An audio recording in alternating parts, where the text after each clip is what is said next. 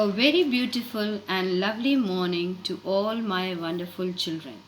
Today I am before you to teach you the second poem of your syllabus, The Cold Within by James Patrick. Now, coming to the poem, the title of the poem is very relevant. The title refers to the lack of feelings for others. We develop coldness in our hearts out of some prejudice. This may relate to race, color, caste, religion, or region. It makes us mean, stingy, selfish, greedy, and unkind.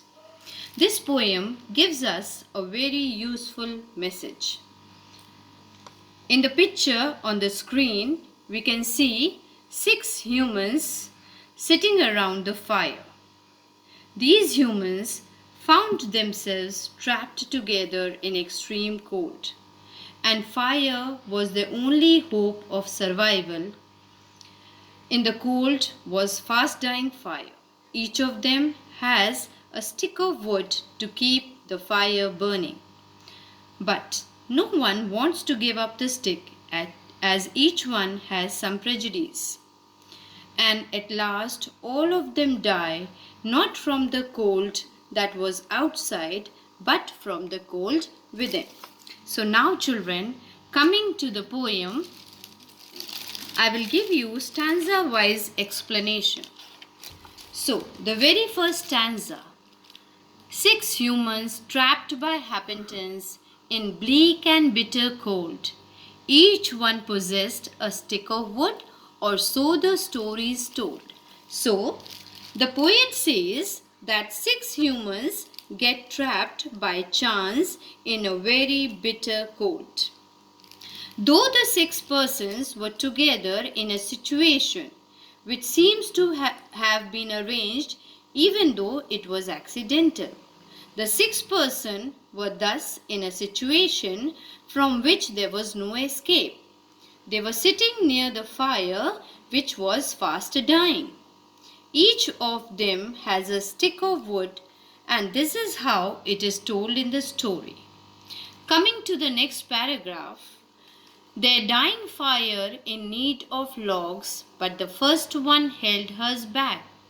For of the faces round the fire, she noticed one was black. So, the fire which was dying needed to be fed with logs of wood. The first man was not ready to give up his stick of wood to keep the fire burning. Why? Just because he noticed that one of them was black. He did not want to save the black, thus he acted out of his racial prejudice. Coming to the third stanza. The next man looking across the way saw one not of his church and could not bring himself to give the fire his stick of birch. The next man found in the group was a person not belonging to his religion. He could not give his stick of wood to help a person of another religion, so he suffered from intolerance. The next stanza. The third one sat in a tattered clothes. He gave his coat a hitch. Why should his log be put to use to warm the ideal rich? The third man was very poor. He was in tattered clothes, in rags. He was full of bitterness and envy for the rich. He gave his coat a hitch and thought it would be unjust to give what he had to help others who had more than him. So he held his stick back. Coming to the fifth stanza, the rich man just sat back and thought of the wealth he had in store and how to keep what he had earned for the lazy, shiftless poor. The rich man continued to sit back and think of all the money he had and how he could save it from the lazy poor. He did not want to give anything to the undeserving poor.